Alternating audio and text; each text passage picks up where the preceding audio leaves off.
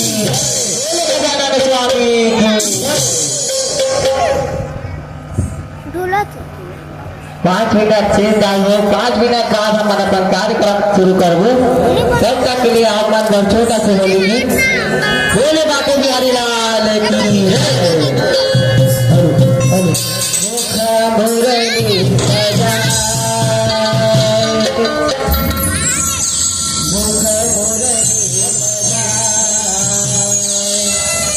मुरली बजाए